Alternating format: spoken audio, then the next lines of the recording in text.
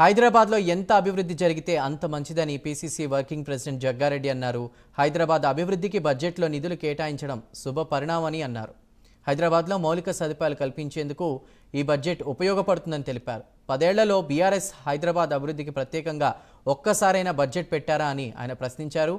ముందు చూపుతో సీఎం హైదరాబాద్కి నిధులు కేటాయించారని తెలిపారు. ఇక పిట్టకథలు చెప్పడంలో కేసీఆర్ దిట్టాని జగ్గారెడ్డి ఎద్దేవా చేశారు. కేసీఆర్ మాటలు తప్ప చేతలు ఉండవన్నారు. సీఎం రేవంత్ రెడ్డి పటాన్ చెరువు వరకు కూడా మెట్రో విస్తరించేందుకు బడ్జెట్లో నిధులు పెట్టారని తెలిపారు.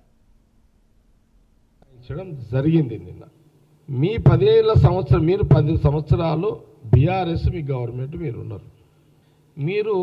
మీకు ప్రజలు ఇచ్చిన అవకాశం 10 ఏళ్లలో మీరు ఎప్పుడైనా అసెంబ్లీ బడ్జెట్ సమావేశాల్లో హైదరాబాద్కి ప్రత్యేకమైన నిధులు మీరు కేటాయించి బడ్జెట్లో ప్రవేశపెట్టారా?